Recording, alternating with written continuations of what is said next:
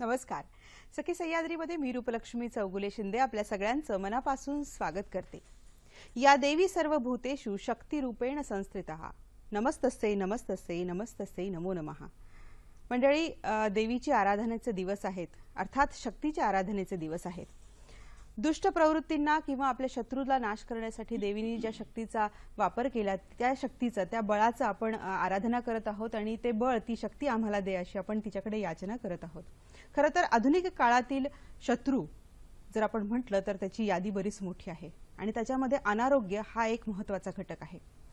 पण अनारोग्य म्हटलं की रोग किंवा आजार हा एकीकडे भाग आहे, पण आधुनिक काळामध्ये आणखी एक घटक फार महत्त्वाचा आहे आणि ती म्हणजे एक विशिष्ट प्रकारची दुर्दैवी अवस्था. अशीच एक अवस्था म्हणजे सेरिब्रल पॉल्सी. मंडळी, आज आंतरराष्ट्रीय सेरिब्रल पॉल्सी डे आहे आणि ही जी काही दुर्दैवी अवस्था आहे ही काय आहे नेमकी, याच्यावर कशा पद्धतीने मात करायला हवा आणि हा जो काही शत्रू आहे याच्यावर कुठल्या ज्ञानाने आपण विजय मिळवू शकतो ते ज्ञान आज घेऊयात, म्हणजे आपल्याला याची कल्पना येईल. आजचा विषय आहे सेरिब्रल पॉल्सी, अवस्था आणि उपचार. नेमका सेरिब्रल पॉल्सी म्हटल्यानंतर आपण थोडे गोंधळतो, कारण शब्द नवीन वाटतो. हा काय प्रकार आहे, याच्यावर कशा पद्धतीने उपचार घेता येऊ शकतात, घाबरून न जाता याच्यावर खऱ्या अर्थाने आपण मात करू शकतो का, या विषयावर माहिती देण्यासाठी आज खरं तर आपल्या आधुनिक दोन दुर्गांना आपण इथे आमंत्रित केले आहे की ज्या या विषयावर कार्य करतात खूप मनाने आणि तळमळीने. अनेक वर्ष त्या सातत्याने यामध्ये काम करत आहेत. त्यांचा परिचय करून देते. त्या आहेत रेखा विजयकर आणि डॉक्टर स्नेहल देशपांडे. रेखा विजयकर ह्या शैक्षणिक क्षेत्रामध्ये 43 वर्षांचा त्यांचा अनुभव आहे. त्या सिनियर डिरेक्टर सेंटर ऑपरेशन्स अडॅप्टच्या आहेत. दुसऱ्या आहेत डॉक्टर स्नेहल देशपांडे, ज्या स्नेहच्या डायरेक्टर आहेत.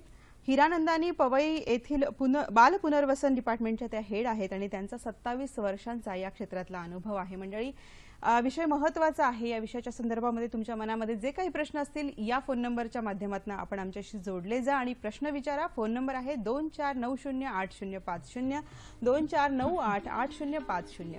मुंबई बाहेरचे प्रेक्षक आणि मोबाईलवरनं संपर्क साधण्यासाठी 022 हा एसटीडी कोड आहेच. तेव्हा आता कार्यक्रमाला सुरुवात करते. मॅम, सखी सह्याद्रीमध्ये तुमच्या दोघींचंही मनापासून मी स्वागत करते. सेरिब्रल पॉल्सी वगैरे असे शब्द वापरले की थोडं सर्वसामान्यांना घाबरायला होतं, कारण तेवढा परिचित शब्द नाहीये. आपल्याकडे काय होतं मॅडम, थोडंसं ना मतिमंद किंवा मेंदूशी संबंधित आजार आणि याचं एक सांगड घातल्या जाते, सरमिसळ केल्या जाते आणि म्हणून कन्फ्युजन आहे. आजच्या कार्यक्रमात आपण हा जरा गोंधळ दूर करूया. त्यामुळे सुरुवातीला मॅम मला तुम्हाला असं विचारायचं की सेरिब्रल पॉल्सी म्हणजे नेमकं काय? स्लाइड आपण दाखवू शकू का? नक्की नक्की. तर सेरिब्रल पॉल्सी हा रोग नाहीये, ही एक अवस्था आहे जी आपल्याला मुलांमध्ये दिसून येते. ती मुलांमध्ये का होते तर त्या मुलांच्या मेंदूला, जो वाढता मेंदू आहे, त्यांच्या जन्माच्या आधी, जन्माच्या वेळेला किंवा जन्माच्या नंतर कुठल्या तरी पद्धतीने इजा पोचते. तर त्या इजा पोचण्याची कारणं वेगवेगळी असू शकतात, पण ती इजा पोचल्याने ऑक्सिजन कमी होतं आणि ती इजा होते, ब्लड सप्लाय कमी होतं आणि ती इजा होते आणि त्या इजा झाल्यामुळे त्या वाढत्या मेंदूचं जे काम असतं आपल्या शरीराला हलवायचं, पुढे नेण्याचं, ते जी क्रिया आहे ती ही मुलं करू शकत नाहीत. आणि ह्या मुवमेंट आणि पॉस्चरच्या प्रॉब्लेम सकट त्यांच्या संवेदना किंवा सेन्सरी प्रॉब्लेम्स त्यांना असतात. त्यांच्या ज्या आचरणामध्ये म्हणजे बिहेवियरमध्ये प्रॉब्लेम्स असू शकतात. त्यांच्या कॉग्निशनमध्ये म्हणजे जे अकॅडमिक परफॉर्मन्समध्ये थोडाफार फरक त्यांना पडू शकतो. पण आपण खूप मोठ्या स्तरावर पाहिलं तर ह्यांचं जे शरीर असतं त्याच्यामध्ये जास्त ह्यांची अफेक्शन असतं, न तर आपण त्यांना मतिमंद हा शब्द वापरू शकत नाही. बरोबर आहे. तो भाग वेगळा आणि हा भाग वेगळा आहे. बरोबर आहे. ह्याच्यात शरीर रचनेमध्ये प्रॉब्लेम असतो ना, मेंदूमध्ये कुठलाही प्रॉब्लेम नसतो. पण म्हणजे मेंदूमध्ये झालेल्या इजेमुळे, दुखापतीमुळे त्यांच्या शरीरावर त्याचा परिणाम होतोय, रिफ्लेक्ट होतो. बरोबर, अगदी बरोबर आहे. मॅम, तुमच्याकडनं सुरुवातीला जाणून घ्यायचं की आज आंतरराष्ट्रीय सेरिब्रल पॉल्सी डे आहे, या पाठीमागची भूमिका काय? आजकालच्या दिवसामध्ये आपण अनेक दिवस साजरे करतो. मातृदिन आहे, पितृदिन आहे, बालदिन आहे. का? कारण ह्या दगदगीच्या जीवनामध्ये कधीतरी एक दिवस तरी अमुक एक विषयाचा आपण विचार करावा आणि सेरिब्रल पॉल्सी हा फार मोठा विषय आहे आणि हा वर्ल्ड हेल्थ ऑर्गनायझेशन आणि वर्ल्ड बँक यांनी मिळून एक रिपोर्ट तयार केला ह्याच्यासाठीच केला की सामाजिक दृष्ट्या सर्वांनी त्याचा विचार करावा, सर्व गव्हर्नमेंटने त्याचा विचार करावा आणि ह्या मुलांना काहीतरी न्याय मिळावा, हा त्यांचा हेतू होता. म्हणून हा दिवस पहिला बुधवार ऑक्टोबरचा म्हणून त्यांनी दिलेला आहे. ऑक्टोबरचा पहिला बुधवार हा आंतरराष्ट्रीय म्हणून आजपर्यंत त्याची एकच तारीख ठरलेली नाही, पुढे जाऊन कदाचित करणार आहेत. पण हे महत्व त्याचं किंवा अशा दिवसांचं महत्व की जरा विचार करावा समाजाने. मॅम, आपण आता सांगितलं की मेंदूला झालेली इजा, मग ही जन्मताना का प्रेग्नन्सी मध्ये देखील काही प्रॉब्लेम होऊ शकतो आणि त्यामुळे हा डेफिनेटली ह्याची जी कारणं आहेत ती वेगवेगळी आहेत. आणि जर आपण म्हणजे प्रेग्नन्सीच्या दरम्यान पाहिलं तर आईला होणारे काही आजार असे आहेत ज्याच्यामुळे इन्फेक्शन्स आपण म्हणतो, ह्याच्यात टॉर्च इन्फेक्शन्स असतात, रुबेला, साधारणतः लोकांना जे माहीत असतात ते जर्मन मीजल्स, टॉक्झोप्लाझ्मोसिस, हे जे टॉर्च आम्ही इन्फेक्शन मध्ये म्हणतो, ह्याच्यामुळे सेरेब्रल पॉल्सी होण्याची शक्यता आहे. तसंच जर आईला डायबिटीज किंवा थायरॉइड हा प्रकार असेल तर तो रिस्क, सेरेब्रल पॉल्सी होण्याची रिस्क या आयांमध्ये किंवा मुलांमध्ये जास्त असते. ही पर्सेंटेज यांचं वाढू शकतं. तसंच जन्माच्या वेळेला जर मुलाला ऑक्सिजन मिळाला नाही, मूल रडतं, पहिला बाहेर आल्यावर मुलाचा पहिला रिस्पॉन्स असतो रडणं, त्याच्यामुळे लंग्स उघडतात आणि ब्रेनला ऑक्सिजन सप्लाय मिळतो. ही मुलं रडत नाहीत, ज्याला आम्ही बर्थ एस्फिक्सिया म्हणतो. तर जर मूल रडलं नाही तर ऑक्सिजन ब्रेनला पोचत नाही आणि मग ब्रेनला सेरेब्रल पॉल्सीचा आघात होऊ शकतो.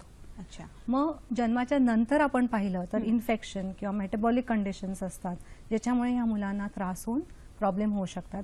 खूप कॉमन कॉज आहे कावीळ, आईला होणारी कावीळ आणि मुलाला जन्मता होणारी कावीळ. अनेक जणांमध्ये हा दिसून आलेला आहे कावीळचा भाग. हो, पण तो जर फिजिओलॉजिकल जॉन्डिस असेल त्याच्यात काही प्रॉब्लेम होत नाही.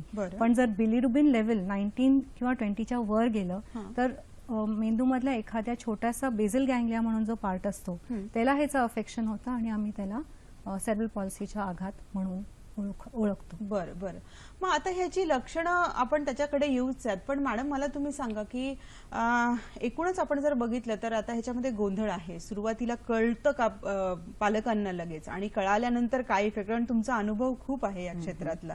तर एकूण पालकांची भूमिका काय असते जेव्हा हे कळतं किंवा जेव्हा कळाल्यानंतरही सुरुवातीला बरेचसे असे घरगुती ट्रीटमेंट किंवा हे असं होत असतं, आपल्याकडे काय वयोवृद्ध लोक थोडंसं धीर देत असतात की नाही ठीक आहे काही दिवसांनी आपोआप होतं डेव्हलपमेंट वगैरे, अशा प्रकारची प्रवृत्ती जास्त दिसते का? दिसत होती, आता थोडासा त्याच्यात फरक पडलेला आहे, कारण जरा चर्चा होत चाललेली आहे ह्या विषयाबद्दल. नाहीतर पूर्वी असं होतं की कदाचित ते घराच्या बाहेर देखील यायची नाहीत ही मुलं, घरातच त्यांना ठेवायची, कारण असं वाटत होतं की कदाचित हा देवाचा कोप आहे किंवा काय, ह्याच्यावरून ही करत करत म्हणजे हळूहळू ही लोकांना जेव्हा त्याची जाणीव झाली का नाही हा आजार नाही किंवा हा देवाचा कोप नाही आहे, ह्याला काहीतरी ह्या मुलासाठी काहीतरी केलं पाहिजे. मेडिकली प्रॉब्लेम आहे, पण नुसताच प्रॉब्लेम धरून बसायचं नाही, त्याच्यासाठी काहीतरी केलं पाहिजे, ही जेव्हा जाणीव लोकांच्या मध्ये आली तेव्हा हे हळूहळू मुलं बाहेर यायला लागली. आणि त्याच्यासाठी अजून खूप काम करायचं आहे, पण ही परिस्थिती होती. पण आता नव्हे, आता आपल्याकडे त्याच्यासाठी कितीतरी उपचार आहेत, डॉक्टर स्नेहलने आपल्याला सांगतीलच आता, पण अनेक त्याच्यामध्ये आहेत. त्यांच्या भावनांचा कसा विकास व्हायला हवा, त्यांना किती मान द्यायला हवा, हे सर्व आता हळूहळू जसं काही कोडं उलगडत जाते. आणि मॅम, काय त्रास होतो नेमका किंवा लक्षणं काय म्हणता येईल, आपण कसं ओळखायचं की इतकं लहान मुले ते काही सांगू शकत नाही, पालकांनी कधी थोडंसं सजग व्हायचं आणि कुठली अशी लक्षणं आहेत, धोक्याच्या सूचना आहेत की अरे बापरे आता इथे काहीतरी प्रॉब्लेम होऊ शकतो, अशी काही लक्षणं सांगता येतील? पहिली गोष्ट, जेव्हा पालक पाहतात की आपल्याकडे मूल पाहत नाही आहे किंवा हसत नाहीये किंवा हातपाय नीट हलवत नाहीये, जेव्हा हे त्यांना समजायला लागतं तेव्हा ते कधी कधी असं म्हणतात की होऊन जाईल, थोडा वेळ थांबूया. आजी आजोबा म्हणतात एक 4-6 महिने थांब ग, तो जरा मान धरत नाही, धरेल थोड्या दिवसानंतर, थोडासा त्याला वीकनेस आहे. आणि हे खूपशा वेळेला प्रीटर्म मुलं असतात, प्रीमेच्युअर मुलं असतात, त्यांचं वजन कमी असतं आणि आजी आजोबांना किंवा आईबाबांना असं वाटत राहतं की हा जरा प्रीमेच्युअर झालेला आहे, वजन थोडं कमी आहे, तर आपण थोडे महिने थांबूया. हे थांबण्यात त्यांचे 6-7 महिने निघून जातात. जर ही जर हिस्ट्री आम्हाला माहीत असली, तज्ञांना माहीत असते, NICU मध्ये जर बाळ असतं, हे मोस्टली मुलं NICU मध्ये असतात, आम्ही ह्यांना NICU ग्रॅज्युएट्स म्हणतो, तर NICU मध्ये ही जी मुलं असतात तेव्हा जर आम्ही त्या मुलांना पाहिलं आणि त्यांच्यावर उपचार तेव्हापासून चालू केले तर ह्या कंडिशनमुळे, या अवस्थेमुळे होणारा जो अपाय आहे तो आम्ही खूप प्रमाणात रोखू शकतो. तर नंतर जर आपण 6-7 महिन्यानंतर पाहिलं तर मी स्लाइड दाखवू शकते की ते त्यांचे मोटर डिलेज असतात, की ते मान धरत नाहीत किंवा खेळणी पकडत नाहीत किंवा उपडे होत नाहीत. 5 महिन्याचं असताना उपडं होतं बाळ, 6 महिन्याचं असताना पुढे सरकू लागतं, मग घोडा करू लागतं, मग बसू लागतं, त्याच्यानंतर ते उभं राहू लागतं आणि चालू लागतं. मग त्यांच्यात स्पीच माइलस्टोन्स असतात किंवा त्यांच्या भावनांचं जे डेव्हलपमेंट असतं त्याच्यामध्येही डिले असतो. आणि मग हे जे डिलेज असतात जर आई वडिलांनी ओळखले सुरुवातीलाच, म्हणजे मी असं नाही म्हणत की तुम्ही थांबा 1 वर्षापर्यंत, तर 3 महिन्याचं मूल दोन्ही हातांनी खेळणं धरत नसलं किंवा समजा जर आईकडे पाहत नसलं किंवा त्याच्या हालचालीमध्ये काही तुम्हाला प्रॉब्लेम वाटत असला तर लगेच तुम्ही तज्ञांना दाखवायला पाहिजे. हे माझं कळकळीचं हे आहे, विनंती आहे. बरोबर आहे. म्हणजे याच्याकडे दुर्लक्ष करून किंवा काही मुलं जरा स्लो असतात असं करून चालणार नाहीये, तर तुम्ही चेकअप करून घ्यायला काहीच हरकत नाहीये. त्याच्यासाठी काही वेगळे परिश्रम लागणार नाहीयेत फारसे, पण ते प्रिकॉशन म्हणून आवश्यक आहे. मॅमने सांगितलं की आता अशा पद्धतीने जर तुम्हाला दिसल्या काही गोष्टी तर तुम्ही थोडीशी काळजी घ्या. पण एकूणच तुम्ही आता या शिक्षण क्षेत्रात इतक्या वर्षापासून काम करतायत, ह्या मुलांमध्ये आणि नॉर्मल मुलांमध्ये बिहेवियरमध्ये काय ढोबळमानाने फरक आपल्याला जाणवतो? फरक काही नाहीये, फरक आपल्या विचारामध्ये आहे. माझा जो पहिला अनुभव, जी मुलगी माझ्याकडे पहिली आली सेरेब्रल पॉल्सीवाली, पॉल्सी तिला झाला होता, तेव्हा तिला मला माहित होतं की ही व्हीलचेअर मधली मुलगी आहे. तेव्हा तिचा इंटरव्ह्यू म्हणजे ती कशी आहे हे एवढंच पाहण्यासाठी मी स्वतः खाली गेले. आणि कारण तेव्हा आमच्याकडे रॅम्प नव्हता, फक्त लिफ्ट होतं, एलिव्हेटर होतं. तर मी बघायला गेले, ही मुलगी चेअरमध्ये होती. मग तिच्याकडे पाहून मी हो म्हणाले होते ह्या मुलीला, पण आता हिच्यासाठी मी काय करू हीच माझ्या डोक्यामध्ये हे होती, भीती होती की आता मी हिचं कसं संगोपन करू माझ्या शाळेमध्ये. म्हणून मी तिच्या आईला विचारलं की तुम्ही काय करता ह्या मुलीला, म्हणजे माझा प्रश्नाचा ओघ हा होता की मी काय करू, तुमच्यासारखं मला करायला पाहिजे. त्या आईचं उत्तर ऐकून मी दंग झाले. आई म्हणाली, मॅडम माझ्या घरामध्ये देवानी जन्म घेतलेला आहे आणि ह्या मुलीला मी देवाप्रमाणे मानते. मी कुठच्याही मंदिरमध्ये जात नाही, चर्चमध्ये जात नाही, कुठे जात नाही, हिची मी फक्त सेवा करते. म्हणजे मी विचारलेल्या प्रश्नाचं मला एक वेगळं उत्तर मिळालं, पण ते मिळालं. म्हणजे तुम्ही काही करा, तिला आनंदी ठेवा, तिला जे काय येते त्याप्रमाणे तिला जाऊन द्या, हे मी त्याचं समजून अर्थ काढला. आणि ही मुलगी अत्यंत हुशार. ती जेव्हा ती 5वी मध्ये आली आणि 10वीत ती आमच्या इथून पास होऊन गेली. 87% ती मुलगी पास झाली. वा. आपल्याला एक फोन आलेला आहे, शलाका गाडगीळ कल्याणवरनं बोलतायत. काय म्हणतात बघत आधी. हॅलो. नमस्कार. मी शलाका गाडगीळ कल्याणहून प्रश्न विचारते. बोला. की लहान मुलांच्या बद्दलचा हा जो आहे आजार, तर तो लहान मुलांचा जर का तापट स्वभाव असेल तर त्यांना हा आजार होऊ शकतो का? आणि तो त्यांचा तापट स्वभाव कमी करण्यासाठी की हा आजार होऊ नये म्हणून काय काळजी घ्यावी, म्हणजे औषधोपचार काय करावेत? नक्कीच. मला वाटतं या अनुषंगाने थोडंसं आपण आणखी क्लिअर करूयात की सेरेब्रल पॉल्सी म्हणजे एक्झॅक्टली काय आहे. आता त्यांनी जो प्रश्न विचारलाय की मुलाचा तापट स्वभाव आहे, मग त्याला हे होऊ शकतं का, थोडासा काही गैरसमज आहे का या बाबतीमध्ये, क्लिअर करूयात आपण. मॅम तुम्हाला विचारते. तर हा जो प्रश्न आलेला आहे तापट स्वभाव ही कम्प्लिटली दुसरी अवस्था आहे, कंडिशन आहे. आणि सेरेब्रल पॉल्सी हे कम्प्लिटली डिफरंट अवस्था आहे. सेरेब्रल पॉल्सी हे जन्माच्या आधी, जन्माच्या वेळेला आणि जन्माच्या नंतर जर मेंदूला इजा झाली, आणि त्याला वेगवेगळी कारणं असू शकतात.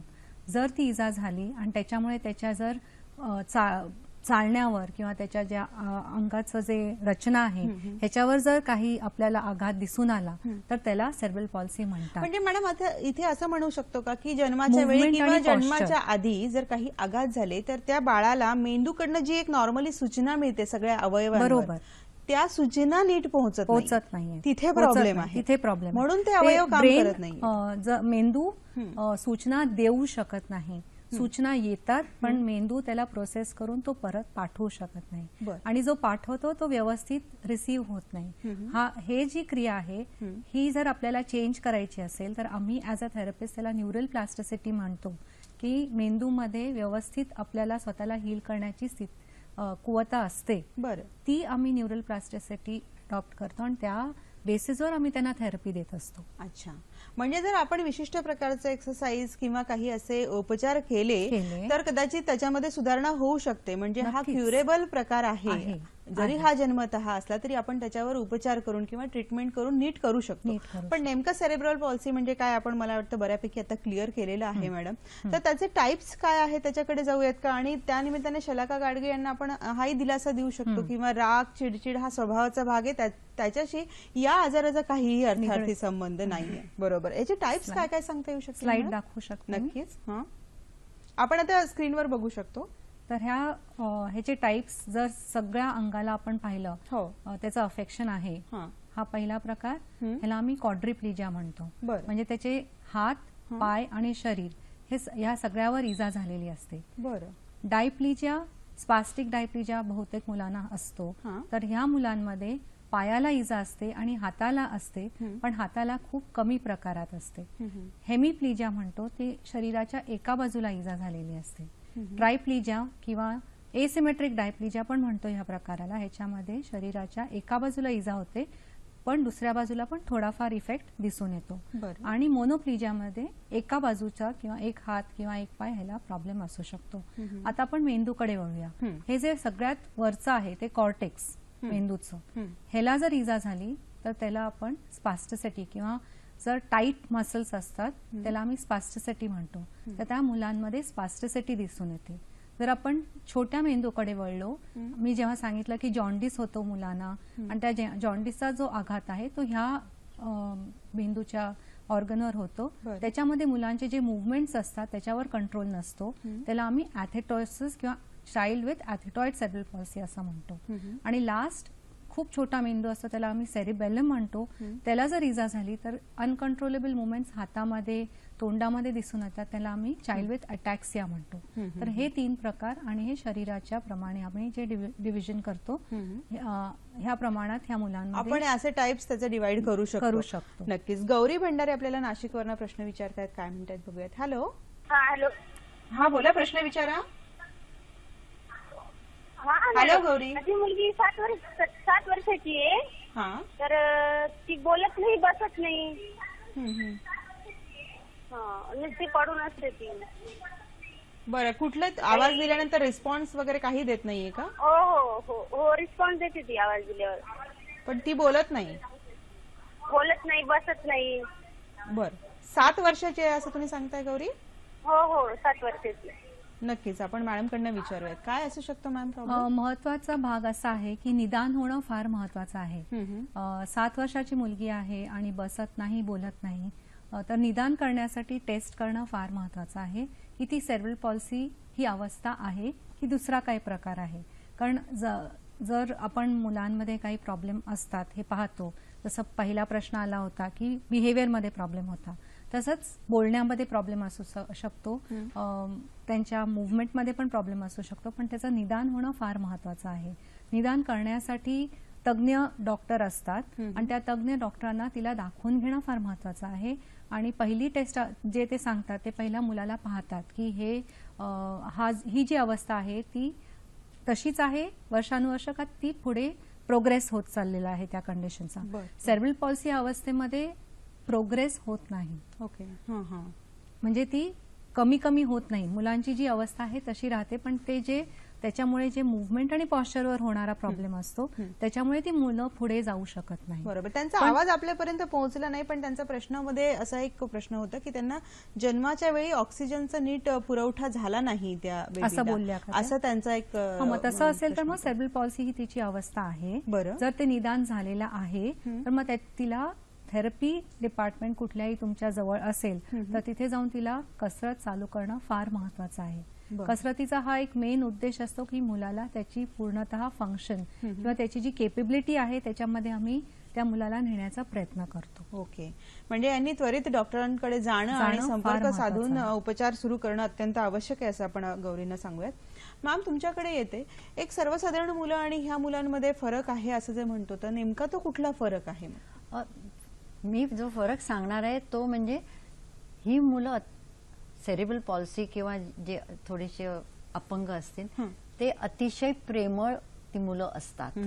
हा एक पहिला त्याचा. आता जो आपल्याला प्रश्न आपण त्यांनी सांगितला त्या मातेला मी सांगू शकते की हा जो फिजिकल त्यांचा प्रॉब्लेम आहे त्याची कसरत डॉक्टरने सांगितल्याप्रमाणे ते तर जरूर करावं, पण त्यांनी असं घाबरून जाऊ नये की ह्याचं पुढे काय होणार. हा मुलाला काही करू शकता येतं, त्याची क्षमता आहे ह्याचा विचार केला पाहिजे. आणि त्याशिवाय कारण ही जी आमची मुलं आहेत ही सर्व हा एक असा ग्रुप आहे की जर तुम्ही ह्यांच्या समोर गेला तर तुम्हाला ते अगदी हाका मारून बोलावतात, हॅलो हॅलो माझ्याकडे या माझ्याकडे या, इतके प्रेमळ ते असतात. आणि ही अवस्था तुम्ही सो कॉल्ड म्हणजे जे साधारण शाळा तुम्ही म्हणता, मेन स्ट्रीम शाळा म्हणतात, ती मुलं तसं करत नाही. ती मुलं विचार करतात मी याच्याशी हसू का, मी याच्याशी बोलू का, त्यांच्याकडे पाहू का, कारण आई वडिलांनी सांगितलेलं असतं. तर त्यांची थोडीशी सोशल क्षमता आता जरा कमी होत चालली. पण आमच्या ह्या मुलांची नव्हे, ते अतिशय प्रेमळ आहेत, ते काहीही करू शकतात, तुम्ही सांगाल ते करू शकता. ही एक मोठी जी त्यांची अवस्था आहे ती अगदी म्हणजे फारच सुंदर अवस्था आहे. आणि हा एक मोठा त्यांचा आणि म्हणजे त्यांचा स्वभावाचा एक फार मोठा पैलू आहे हा, ज्याच्याकडे खरं विशेष आहे आणि त्याच्याकडे लक्ष द्यायला पाहिजे. कारण तो डेव्हलप झाला तर मला वाटतं ही मुलं अधिक चांगल्या पद्धतीने डेव्हलपही होऊ शकते. आपल्याला नागपूरवरनं अमोल शेंडे प्रश्न विचारतायत, काय म्हणतायत आधी बघूयात. हॅलो, नमस्कार मॅडम. नमस्कार मॅडम, आजचा विषय खूप छान आहे. धन्यवाद. या आजाराची नेमकी लक्षणे काय हे आपल्याला माहित होऊ शकणार का मॅडम? नक्कीच. आणि परत एक माझा प्रश्न आहे, या आजाराच्या निदानासाठी मेडिकल सायन्सने काही थेरपी वगैरे डेव्हलप केलेली आहे का? नक्की नक्की. दोन्ही प्रश्नांवर आपण येणार आहोत अमोलजी. धन्यवाद. धन्यवाद मॅम, लक्षणं आणखी थोडी क्लिअर होणं आवश्यक आहे असं वाटतं. नेमकी काय लक्षणं आहेत? हो हो. तर लक्षणांमध्ये सगळ्यात जे ठळक लक्षण असतं की माझं मूल पुढे सरकत नाही, माझं मूल मान धरत नाही, माझं मूल पुढे रांगत नाही, उभं राहत नाही. हे मुवमेंटचे प्रॉब्लेम्स घेऊन पालक त्यांच्या पिडियाट्रिशियनकडे जातात किंवा आमच्याकडे येतात. हे मेन लक्षण आहे. बाकीची जी लक्षणं आहेत ती बाळ खूप रडतं, बाळाला झोप लागत नाही किंवा त्याला दुसऱ्या मुलांमध्ये खेळू शकत नाही कारण त्याला त्यांच्यासारखं खेळता येत नाही. तर ही लक्षणं त्यांच्यामध्ये आपल्याला पाहू शकतो आपण. किंवा एखादा हात हलवत नाही किंवा चालताना थोडासा प्रॉब्लेम होतो किंवा हात खूप टाईट ठेवतो किंवा त्याला जेवणामध्ये प्रॉब्लेम होऊ शकतो. म्हणजे त्यांचे जे मगाशी दाखवलं की शरीराचे जे भाग आहेत आणि जे बाकीचे ओव्हरऑल आपण पाहतो त्यांचं बोलण्याची क्रिया किंवा त्यांची क्षमता असते त्या क्षमतेप्रमाणे आणि त्यांच्या मेंदूमध्ये झालेल्या प्रॉब्लेम प्रमाणे आपल्याला दिसून येतं हे जे प्रॉब्लेम्स त्यांच्यामुळे किंवा लक्षणं आपण म्हणतो ती दिसून येतात. पण हे बिहेवियरल नंतरची लक्षणं आपण बघतोय मॅडम, पण प्रेग्नन्सी पूर्वीच काही डिटेक्ट होतं का की अशा पद्धतीचा प्रॉब्लेम बेबीला आहे? जर आपल्याला दिसून आलं की आईला किंवा त्या गायनेकॉलॉजिस्टला वाटलं की ह्या मुलामध्ये वजन खूप वाढत नाहीये किंवा आईमध्ये काही प्रॉब्लेम आहे, डायबिटीस आहे किंवा हायपोथायरॉइडिझम आहे, तर आपण तेव्हा ती लक्षणं आपण पाहू शकतो. किंवा हल्ली अनॉमली स्कॅन पण आलेली आहे. खूपशा टेस्ट आहेत, गायनेकॉलॉजिस्टला आपण विचारू शकतो आणि त्या टेस्ट करून घेऊ शकतो. पण मॅडम, असं कधी झालंय का की सगळ्या टेस्ट नॉर्मल आलेल्या आहेत, डिलिव्हरी पण नॉर्मल झालेली आहे, तरी देखील बेबीला हा प्रॉब्लेम आलाय असं होतं? होतं. खूपशा म्हणजे कमी केसेस अशा असतात, पण अशा 10 ते 15% जे केसेस आमच्याकडे विदाऊट निदान येतात त्यांच्यामध्ये हे प्रॉब्लेम असू शकतात. पण मग आम्ही त्या मुलांमध्ये टेस्ट करून घेतो की बाकी काही जेनेटिक आजार नाहीये ना किंवा प्रोग्रेसिव्ह कंडिशन नाहीये ना. हे जर नसेल तर मग सेरेब्रल पॉल्सीचं निदान आम्ही न्यूरोफिजिशियन जे असतात आमच्या टीमवर ते फार महत्वाचे घटक असतात. न्यूरोफिजिशियन त्यांची MRI करून घेतात, त्यांचं EEG करून घेतात. बाकी त्यांना जर वाटलं मेटाबॉलिक टेस्टिंग गरजेचं आहे तर ते पण करून घेतात. आणि प्रत्येक लहान मुलांच्या हॉस्पिटलमध्ये न्यूरोफिजिशियन हे तज्ज्ञ असतात आणि लहान मुलांमध्ये तज्ज्ञ वेगळे असतात. नक्कीच. मॅम, तुमच्याकडे वळते, तुमच्या सेंटरमध्ये अशा मुलांसाठी खूप वेगवेगळ्या पद्धतीने उपचार आपण करता, थोडक्यात त्याची काही माहिती देता येऊ शकते का? आमच्या सेंटरमध्ये 3 वर्षापासून ते 40 वर्षापर्यंतची म्हणजे ते प्रौढ मुलं झाली. तर 3 ते 16 पर्यंत त्यांचं जसं आपण साधारण जे शैक्षणिक त्यांना शिक्षण मिळायला पाहिजे त्या दृष्टीने करतो, पण अर्थात हे सगळं त्यांच्या क्षमतेवर अवलंबून आहे. जसं दुसऱ्या शाळेमध्ये 5 वर्ष म्हणजे 5+ म्हणजे पहिलीमध्ये गेला, अशा तऱ्हेने त्यांची ग्रुपिंग होत नाही, पण त्यांच्या क्षमतेप्रमाणे होते. पण ज्याला आम्ही फंक्शनल लिटरसी म्हणजे जेवढं जरुरी पुरतं जे शिक्षण आहे लिहायला वगैरे ते दिलं जातं त्यांच्या क्षमतेप्रमाणे. त्या अतिरिक्त म्हणजे एक ILS म्हणजे इंडिपेंडेंट लिव्हिंग स्किल्स, म्हणजे आपण घरामध्ये देखील काही करू शकतो ह्या दृष्टीने तशी मुलं वाढत जातात. त्यांनी स्वतःचे बूट त्यांना स्वतः घालता यायला पाहिजे, त्याचे लेसेस लावायला पाहिजेत, किंवा घरामध्ये एक प्लेट उचलून टेबलवर ठेवलं पाहिजे. हे सगळं त्यांना शिकण्यासाठी हे युनिट आहे आणि त्याच्यामध्ये हेच त्यांना शिकवलं जातं. आणि हे शिकवल्याने घरातल्या लोकांना त्यांच्या पालकांच्याकडून आम्हाला अगदी चांगले अभिप्राय मिळतात किंवा माझा मुलगा आता काय काय करू शकतो, म्हणजे लिंबू पाणी पण करतो होतो आता, असं आम्हाला सांगितलं जातं. आणि प्रौढ ह्याच्यामध्ये आमच्याकडे सगळे हे आहेत, ब्लॉक प्रिंटिंग त्यांना शिकवतात, कुठे हे बीड्स वगैरे माळा बनवतात, ज्वेलरी बनवतात, दिवे बनवतात, हे सगळं त्यांना शिकवतात. म्हणजे काय ह्याच्या पुढे त्यांना व्यवसाय काय करता येईल ह्या दृष्टीने कॉम्प्युटर असतं त्यांच्यासाठी, हे सगळं त्यांना आम्ही शिकवतो. ह्याच्या व्यतिरिक्त आणि थेरपी हे सर्वात मोठं, म्हणजे उपचार हे सर्वात मोठं, म्हणजे जसे एरवी विषय असतात शाळेमध्ये त्याप्रमाणे एक थेरपी हा त्यांचा मोठा आहे. प्रत्येकाला जशी त्याची गरज आहे त्याप्रमाणे त्यांना थेरपी दिली जाते. ही फिजिओथेरपी एक, पण आम्ही त्यांना ज्याला आपण कला म्हणतो परफॉर्मिंग आर्ट्स, त्याच्यातून ही म्युझिक थेरपी, संगीत थेरपी, नाट्य, योगा आणि ह्या सगळ्या आहेत. ह्याचा फार मोठा त्याच्यामध्ये सहभाग आहे. जिथे मी बघते एक मुलगा अगदी पोक काढून चालतो, पण जर तुम्ही तिथे म्युझिक किंवा संगीत लावलं आणि त्यातल्या त्यात त्याचं आवडतं जर गाणं आलं तर तो मुलगा अगदी सरळ होतो. हात म्हणजे ही एक थेरपीच आहे.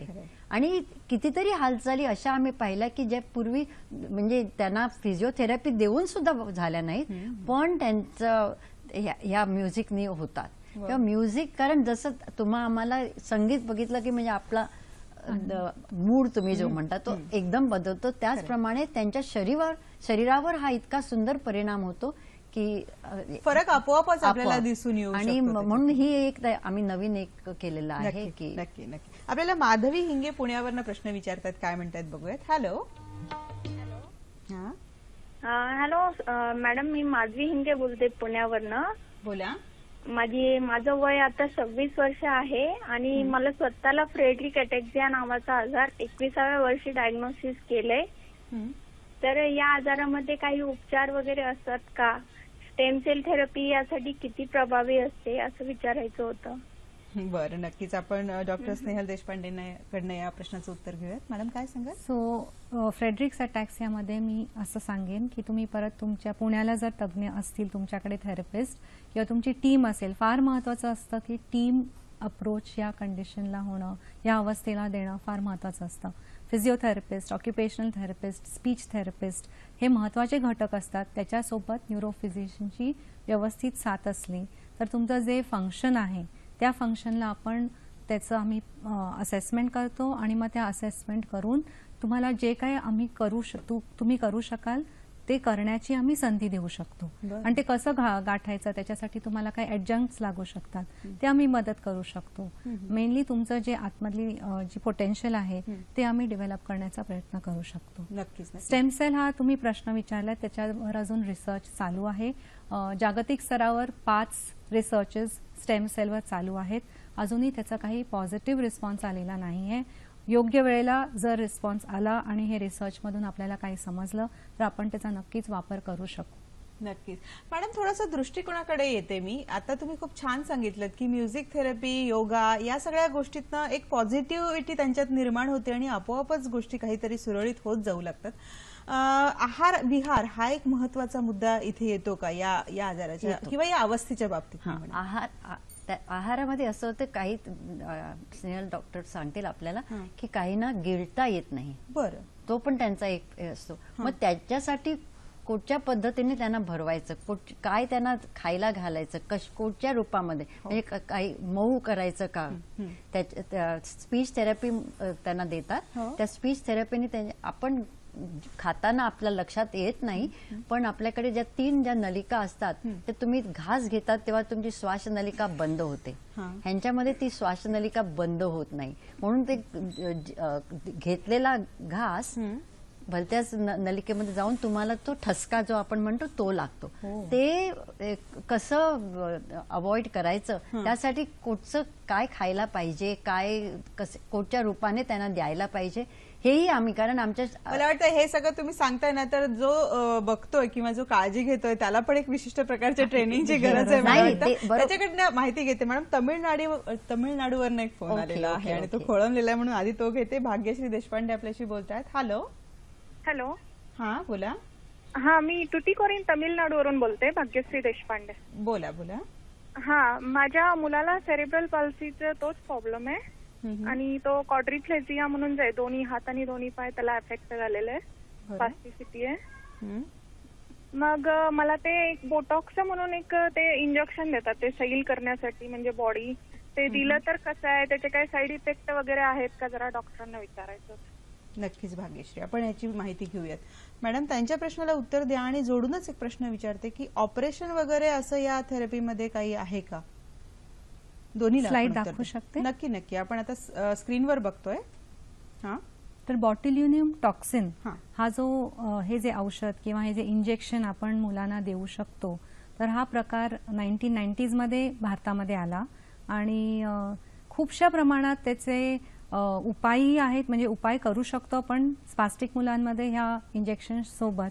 पण खूप महत्वाची बाब आपण लक्षात घेतली पाहिजे की आपण सिलेक्शन जेव्हा करतो मसल्सचं, तर आपण कशासाठी बॉट्युलिनियम टॉक्सिन देतो किंवा बॉट्युलिनियम इंजेक्शन देतो हे फार महत्वाचं आहे आणि समजून घ्यायला पाहिजे. तर तुमचं जे बाळ आहे त्याला क्वाड्रिप्लिजिया आहे आणि त्याच्या मसल्समध्ये स्टिफनेस जर त्याच्या फंक्शनमध्ये येत असेल, तो जर स्टिफनेस त्याला काही करायच्या म्हणजे तिला करायला येऊ शकत नसेल, तर देण्यात काही अर्थ आहे. नुसतं बोटॉक्स देऊन फक्त त्या मसलला पॅरालिसिस करणं आपल्या हातात, म्हणजे त्यांनी काही उपाय होऊ शकत नाही. त्याच्या आधी आणि त्याच्यानंतर व्यवस्थित थेरपी देऊन मग बॉट्युलिनियम टॉक्सिन देणं फार, म्हणजे त्याच्यामध्ये बॉट्युलिनियम टॉक्सिन देणं फार महत्वाचं आहे. साईड इफेक्ट बॉट्युलिनियम टॉक्सिनचे काही आतापर्यंत आम्ही पाहिलेले नाही आहेत. बरोबर. मॅम, मी जो म्हणाले होते की ऑपरेशन हा एक हे असू शकतो का या सगळ्या प्रकारामध्ये? हो, त्याच्यात असं आम्ही पाहतो की एकच मिनिट, एक स्लाइड आहे जी मी करून आणलेली आहे, जी मी दाखवू इच्छिते की आपण जेव्हा मॅनेजमेंट ऑफ सेरेब्रल पॉल्सी म्हणतो बोटॉक्सनी किंवा सर्जरीनी, त्याची एक टाइमलाईन असते आणि ती जागतिक स्तरावर मी दाखवू इच्छिते. ही स्लाइड स्क्रीनवर आपण आता बघतोय. तर जेव्हा आपण पाहतो की सेरेब्रल पॉल्सी या अवस्थेमध्ये तुम्ही ते पाहता की पहिल्या 6 वर्षामध्ये किंवा 6 ते 8 वर्षापर्यंत मुलांना थेरपी देणं आणि बॉट्युलिनियम टॉक्सिन हा प्रकार महत्वाचा आहे. सर्जरी आम्ही खूप लवकर स्नायूंमध्ये करत नाही. सर्जरीचं वय आम्ही नॉर्मली जेव्हा मुलांची मस्क्युलोस्केलेटल म्हणजे त्यांचे जॉईंट्स मसल्स व्यवस्थितपणे डेव्हलप होऊन जातात, साधारण 8-10 वर्षाची मुलं होऊन जातात, तेव्हा आम्ही सर्जरी हा एक ऑप्शन ठेवू शकतो.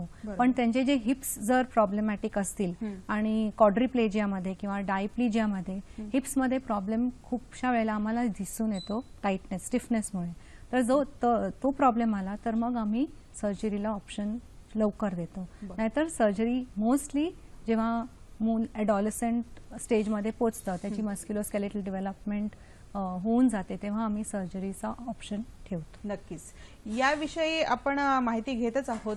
मला वाटतं मॅडम, अशी जशी जशी ही माहिती पुढे जाते ना, विषय अधिक क्लिअर होत जातोय की नेमका काय आहे सेरिब्रल पॉल्सी आणि त्याच्यावर मानसिक आणि वैद्यकीय पद्धतीने दोन्हीकडनं आपल्याला उपचार करायचे आहेत. मला वाटतं आपल्याला एक प्रश्न आलेला आहे प्रेक्षकांचा, ते काय प्रश्न विचारतात आधी आपण तो घेऊयात. हॅलो.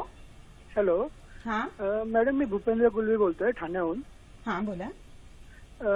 माझी मुलगी आहे, ती आता 1 वर्ष 4 महिने झाले तिला. तर ती अजूनपर्यंत बोलत नाही, तो काय आवाजच काढत नाही, उभी पण राहत नाही, नाही बसत. बरं. तर ती जन्मता ती रडली नव्हती, त्यामुळे तिच्या मेंदूमध्ये काही विकार झाले होते. तर आणि तिला फिटही आले होते 2 वेळा जन्मतः. तर त्याच्यावर काय उपाय करता येईल का डॉक्टर? अजूनपर्यंत बाकी मुलांच्या ज्याप्रमाणे तिची डेव्हलपमेंट होत नाहीये.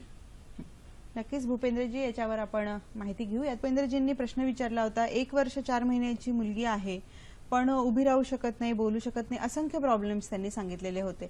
एवढा आता त्यांनी कुठे याचं तपासणी केली आहे की नाही, कोणाला दाखवले की नाही, आपल्याला ते क्लिअर झालेलं नाहीये. पण खरंच याचं लवकर निदान होणं फार आवश्यक आहे असं त्यांच्या प्रश्नाच्या ओघाने आपल्या लक्षात येत नाहीये का? आपलं काय म्हणणं आहे? निदान लवकर होणं फार महत्वाचं आहे. आणि किती लवकर हा प्रश्न मी सांगू शकते, जेव्हा जन्म होतो मुलाचा, त्याच्यानंतर जर काही प्रॉब्लेम मुलाला झाला आणि जर ते मूल NICU मध्ये असलं किंवा त्या मुलाचं वजन कमी असलं किंवा काही रिस्क फॅक्टर असला तर त्याच वेळेला तज्ञांना दाखवणं फार महत्वाचं आहे. वाट पाहण्यात काही अर्थ नसतो. जेव्हा आम्ही NICU मध्ये ऍज अ थेरपिस्ट काम करते हिरानंदानीमध्ये, तेव्हा त्या लहान मुलांना आम्ही NICU मधूनच पिकअप करतो आणि आईवडिलांना तेव्हा सांगतो की हे तुम्ही घरी करू शकता. आणि त्यावेळेला जर स्टिफनेस आम्हाला दिसून आला तर त्या स्टिफनेसवर काम करणं किंवा त्याच्या संवेदनावर काम करणं आणि सगळ्यात महत्वाचं कुठल्याही वयावर प्रोत्साहन मुलाला देणं की तू करू शकतोस, तुझ्यामध्ये ही क्षमता आहे, हे आईवडिलांनी स्वतःला समजावून सांगायला पाहिजे आणि त्या मुलाला समजावून सांगायला पाहिजे. मुलांना प्रोत्साहित करणं प्रत्येक टप्प्यावर फार महत्वाचं असतं. अगदी खरं आहे. आपल्याला उदय वैद्य डोंबिवलीवरनं प्रश्न विचारतायत. हॅलो. हॅलो, प्रश्न विचारा उदयजी. माझा मुलगा सेरेब्रल पल्सी आहे, माइल्ड टू मॉडरेट. बरं. आता 32 वर्षाचा झालेला आहे तो. हॅलो, मी उदय वैद्य बोलतोय. हा बोला. आपला आवाज येतोय उदयजी, सलग प्रश्न विचारा. माझा मुलगा 32 वर्षाचा आहे, सेरेब्रल पल्सी आहे. आता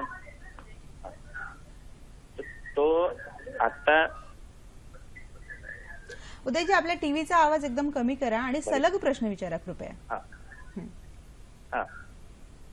हॅलो, विचारा, प्रश्न विचारा.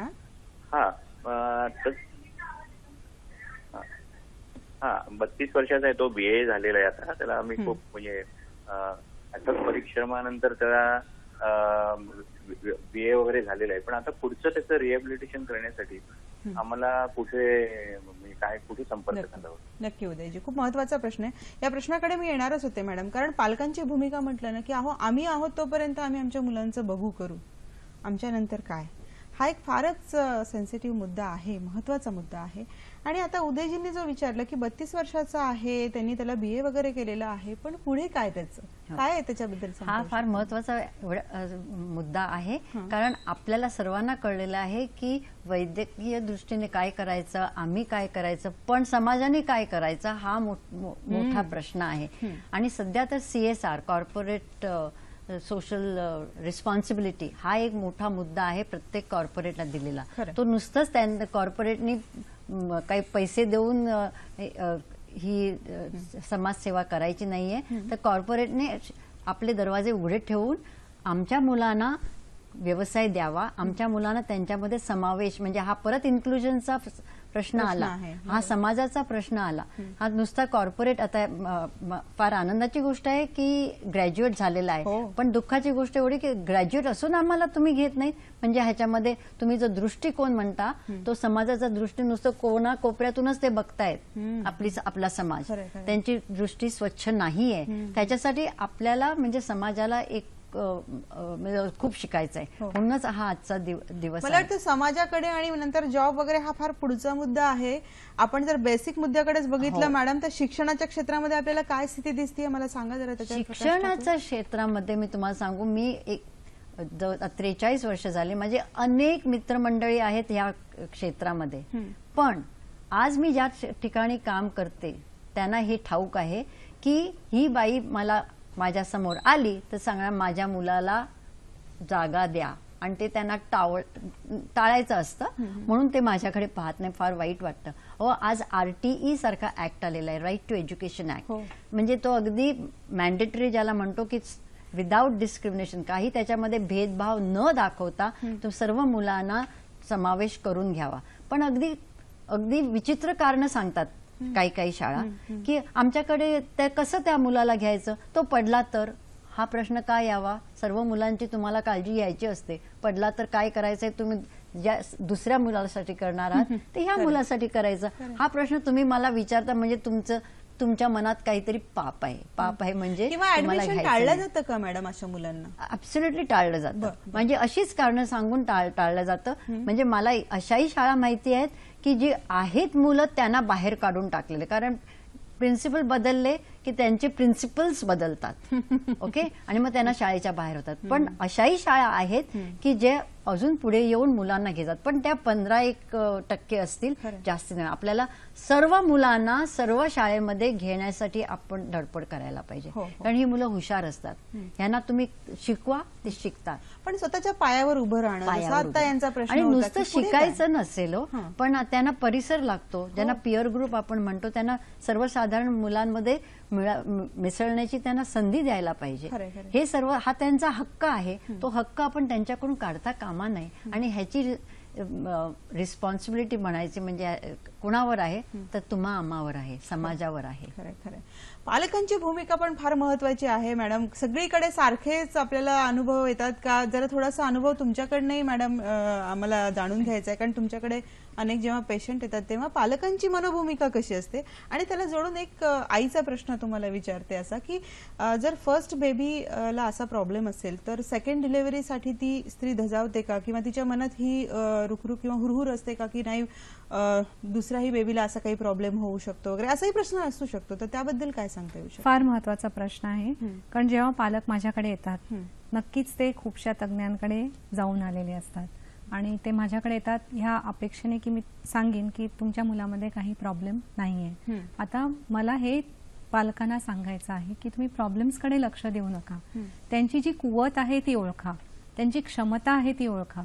कारण मी ऍज अ थेरपिस्ट त्याच्या पहिल्या क्षमतेकडे बघते की हा मुलगा काय करू शकतो आणि मग या गोष्टीकडे वळते की तो काय करू शकत नाही आणि कशामुळे करू शकत नाही. ह्याच्यासाठी आई आणि वडील रिस्पॉन्सिबल नाही आहेत. तर पहिली गोष्ट जी माझ्याकडे येते म्हणजे आई वडील घेऊन येतात की गिल्ट, हे माझ्यामुळे झालेलं आहे का. त्याच्यामुळे मग एकामेकांवर अँगर किंवा राग प्रकोप असं होऊ शकतं. मग ते ब्लेम गेम चालू होतो की तुझ्यामुळे झालं, माझ्यामुळे झालं, आणि मग एन्झायटी होते की हे बरं होईल की नाही, आणि मग ते एकदम डेस्परेट होऊन जातं. तर आम्ही ह्याला गडबड फिनॉमिना म्हणतो. त्या गडबडीत अडकू नका प्लीज, कारण ते ह्या मुलांमध्ये चांगली होण्याची क्षमता आहे आणि ती क्षमता तुम्ही ओळखून चाला. ऍज अ पालक तुमची फार महत्वाची भूमिका आहे. त्यामुळे तुम्ही स्वतःच्या मनाची तयारी ठेवा की मीही माझ्या स्वतःची तयारी ठेवतोय की या मुलांची क्षमता बघून त्या क्षमतेचं मी डेव्हलपमेंट करू शकेन. ही जर तुमची भूमिका असली तर तुमच्या मुलाला नक्कीच तुम्ही मदत करू शकता. पण त्याच्यासाठी स्वतःला मदत करणं फार महत्वाचं आहे. स्वतःची तब्येत पाहणं, आईला स्पेशली, कारण मग ते डिप्रेशन मध्ये जाणं किंवा सेकंड इश्यू मध्ये प्रॉब्लेम येऊ शकतो मॅम. सेरेब्रल पॉलिसी मध्ये नाही. Cerebral palsy is not contagious or hereditary. Two things, की हे सांसर्गिक आहे का आणि दुसरी गोष्ट ही हेरिडेटरी आहे का, हे दोन्ही प्रकार सेरेब्रल पॉलिसी मध्ये नाही.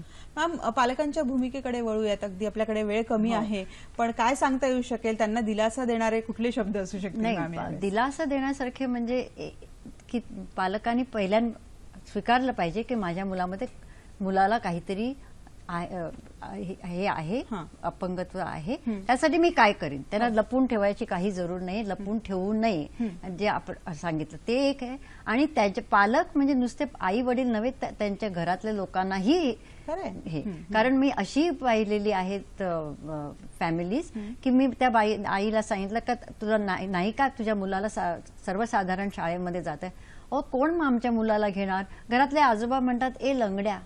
ही जी आहे भूमिका, हे फक्त पालक नव्हे, त्या आपल्या कुटुंबातल्या सर्वांनी त्याला ऍक्सेप्ट केलं पाहिजे. सर्वांनी त्या मुलाशी प्रेमाने वागलं पाहिजे. तर आणि म्हणून पालकांसाठी देखील आम्ही एक आमचा हब ज्याला म्हणतात पेरेंट्स हब, तो आहे सेंटरला, की त्यांना आम्ही असे सर्व एक उदाहरणं देतो की हे इथे असं आहे, इथे असं आहे, हा मुलाचा असं आहे. म्हणजे त्यांना एक तऱ्हेचा त्यांच्यामध्ये आत्मविश्वास त्यांचा वाढतो की अरे हा एवढा मुलगा करू शकतो, मग माझा मुलगा पण करू शकेल. हे त्यांना वरचेवर आम्ही त्यांना सांगतो. आणि त्यांच्यासाठी जसं डॉक्टरने सांगितलं की त्यांच्यासाठी देखील आम्ही एंटरटेनमेंट ठेवतो की त्यांनीही स्वतःला आपल्याकडे जे असतं ते आपण देतो. म्हणजे तुम्ही जर सुखी असाल तर तुम्ही सुख द्याल. त्यामुळे तुम्ही स्वतःला सुखी ठेवण्यासाठी ह्या सर्व आपल्यासाठी करावं लागतं. म्हणजे तुम्ही स्वीकारलं तर ते मुलं आपोआप तसं स्वीकारणार आहे, तशी डेव्हलपमेंट होणार आहे. म्हणून आधी आपला दृष्टिकोन, पालकांचा दृष्टिकोन, समाजाचा दृष्टिकोन यांच्याकडे बघण्याचा पूर्णपणे बदलण्याची गरज आहे. तर आपण यांना उभं करू शकू समाजामध्ये आज. आणि उद्याची ती फार मोठी गरज आहे असं पण म्हणू शकतो. आपल्याकडे वेळ अगदी कमी आहे मॅडम. एका मिनिटामध्ये, एका वाक्यामध्ये दोघींकडनं मला घ्यायचं आहे. काय सांगता येऊ शकतं अगदी एका वाक्यामध्ये? मी एवढंच सांगू शकते की भारतामध्ये आता खूपशा गोष्टी बदललेल्या आहेत. तर या मुलांकडे, हे जे अडल्ट्स आहेत त्यांच्याकडे पाहण्याचा दृष्टिकोन बदला आणि त्यांना फर्स्ट ऑफ ऑल आपण जे सगळ्यांनी म्हटलं की त्यांना ऍक्सेप्ट करा. आणि हे अपंग किंवा डिसेबल्ड शब्द आहे तो आपल्या डिक्शनरीमधून काढायला पाहिजे. त्यांना डिफरंटली एबल्ड करायला पाहिजे किंवा स्पेशली एबल्ड हा शब्द आपण वापरायला पाहिजे. कसा वाटला तुम्हाला आमचा कार्यक्रम? अवश्य प्रतिक्रिया आमच्यापर्यंत येऊ द्या. त्यासाठी लागणारे पत्ते असा आहे बघा: www.facebook/sakhisayadri.dd, sakhisayadri@gmail.com या पत्त्यांवर आपल्या प्रतिक्रिया आमच्यापर्यंत अवश्य पोहोचवा. आता इथे थांबूयात. आपण दोघी आलात आणि खूप चांगली माहिती दिल्याबद्दल सखी सह्याद्रीच्या वतीने मी मनापासून आपले आभार मानते. धन्यवाद. भेटूयात पुढच्या कार्यक्रमात.